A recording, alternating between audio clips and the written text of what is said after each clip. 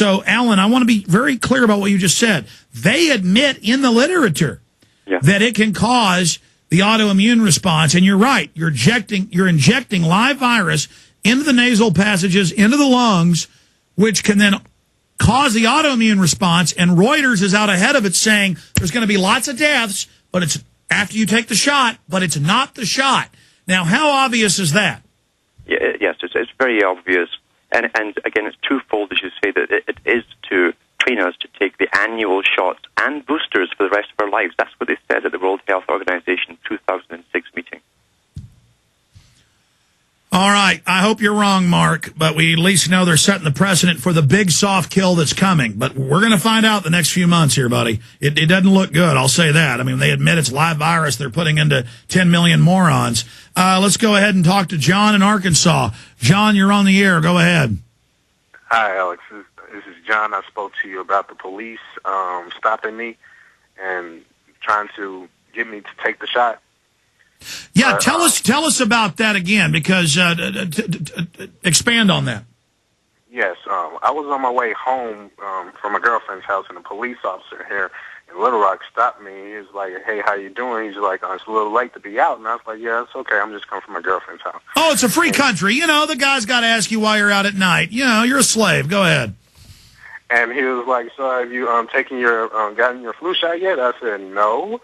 And he said, "Why not?" I said, "Because that's government propaganda, and it contains mercury, which kills you." And he looked at me kind of crazy. He said, "So you're going to probably spat out some New World Order crap, huh?" I said, "Yeah, I was kind of thinking that and kind of telling you to fuck off right about now." All right, I'm going to let you go, sir. I understand that happened to you, but we really need to remember we have a lot of children listening. Okay, buddy? No more for that caller. Let's talk to Mike in Texas. Mike, you're on the air. Go ahead. Hey, guys. Can you hear me all right? Yes, go ahead. I've just been, this is in regards to, I guess, more of the eugenic kind of stuff that you guys are talking about. I studied Soviet Union history and politics when I was in university, and we covered the Aral Sea. A lot of the genetic mutations and aberrations that resulted from the pesticides and other stuff that was running off through the irrigation ditches of the farmers.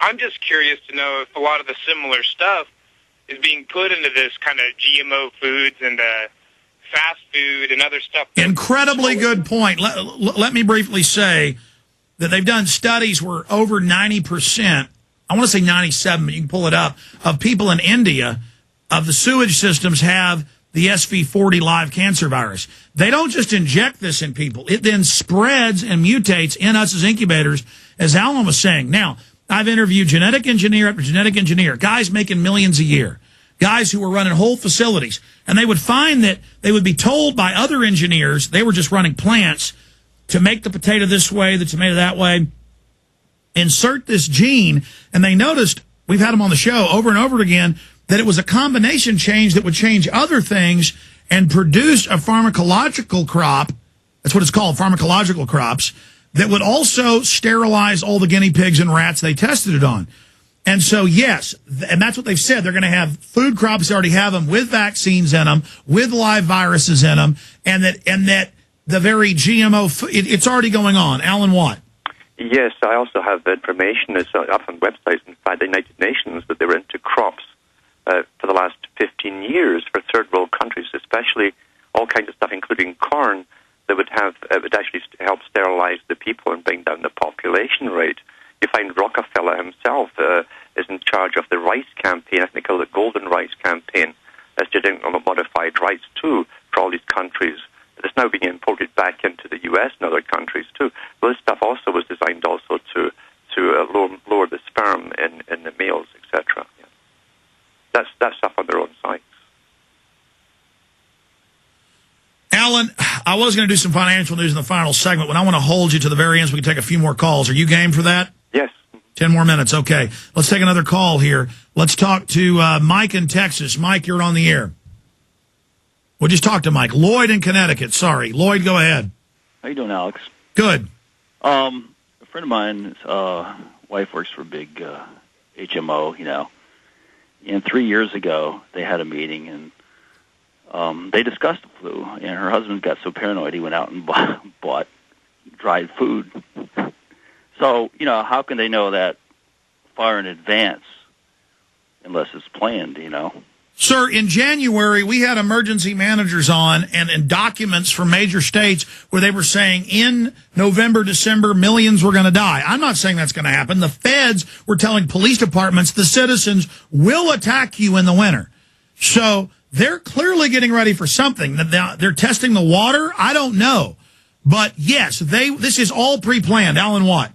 There's no doubt about it, too. In fact, there were into talk, even John Holdren, when he wrote that book, Ecoscience, along with the other big eugenicists and ecologists, which means simply depopulation experts, they admitted then they'd have to find ways of putting things in the water and the food, and that was, 30-odd years ago. And you can go further back again into the Huxleys talking about the same thing, and Russell's putting stuff in the food. But Bertrand Russell, Lord Bertrand Russell, in charge of one of the biggest departments inside the Royal Institute of International Affairs, said they would also use the needle to make the people compliant and to bring down the population. The needle, that's the words they use. Many cases, folks, when these hospitals kill your family, your kids, just remember who did it, the New World Order. They think you're stupid. They think you're not going to notice what's happening. Final segment. Lloyd, stay there for comments from you as well. We'll be right back.